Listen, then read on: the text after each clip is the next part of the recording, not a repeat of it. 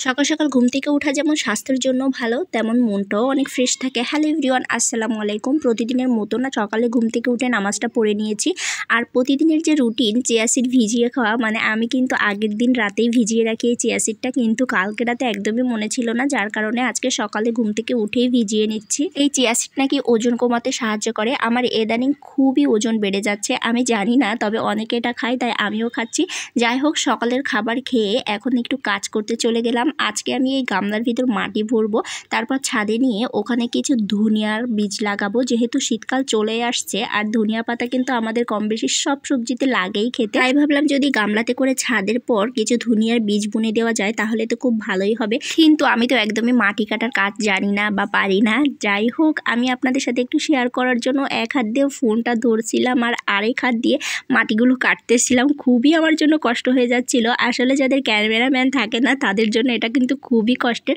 যারা একা একা ভিডিও বানান বা ভিডিও করেন তারা কিন্তু এর মর্মটা বোঝেন যে কতটা কষ্ট একা একা এক হাত দিয়ে ফোন ধরে আরেক হাত দিয়ে কাজ করে ভিডিও করা। তো যাই হোক, অনেকগুলো মাটি কেটে নিয়ে আমি ছাদে নিয়ে চলে আসছি। এখন এই যে ধনিয়ার বীজগুলো দেখতে পাচ্ছেন, এটা আমি 2 দিন ভিজিয়ে রেখেছিলাম পানিতে। তারপর এখন এই মাটির ভিতর আমি ছড়িয়ে দেবো ধনিয়ার বীজগুলো। তারপর আমি যে মাটিগুলো দলা পেকে আছিল সেগুলোকে আমি ভালো মতো ভেঙে দিলাম। এরপরে এই ধনিয়া বীজগুলো আমি ছিটিয়ে দিলাম। তারপর আবারও এরপর মাটি দিয়ে ভরাট করে দিলাম।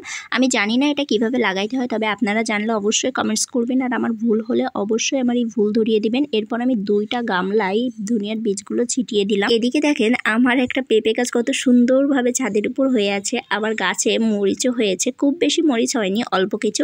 ছাদ থেকে নেমে যেয়ে দেখি আমাদের কাকি এতগুলো আমড়া নিয়ে বসে গেছে। আজকে নাকি আবার আমড়া মাখা করবে, নিজেদের গাছের আমড়া মাখিয়ে খাবো, সেটা তো অন্যরকম একটা ফিলই আসে। আসলে কাকি এই মাখামাখির কাজটা একটু ভালোই করতে পারে, এর জন্য তাকে দিয়েই সব কিছু মাখানো হয়। এদিকে আমি 3টা শুকনা মরিচ পুড়িয়ে নিয়েছি, কারণ আজকে আমড়াগুলো মাখানো হবে শুকনা মরিচ দিয়ে। এদিকে সব কিছু কাটাকুটি শেষ করে এখন কাকি এই শুকনা মরিচ দিয়ে লবণ দিয়ে খুব সুন্দর করে আমড়াগুলো মাখাবে।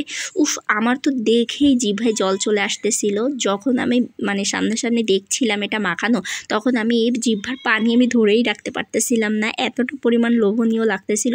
আর এখন যখন ভিডিওটা এডিটিং করতেছি এখনও কিন্তু আমার গালে পানি চলে আসতেছে। এটা দেখার পর পরবর্তীতে খুব মজা হয়েছিল। এরপর চলে গেলাম 2:30 PM, দুপুরের খাবারের সময় হয়ে গেছে, রান্না কমপ্লিট। আজকে রান্না হয়েছে কাঁকরোল ভাজি আর কচুরমুখির তরকারি। তো আমি কিছু ভাত নিয়েছি, এখন এই কাঁকরোল ভাজি আর কচুরমুখির তরকারি দিয়ে খুব মজা করে খাবো।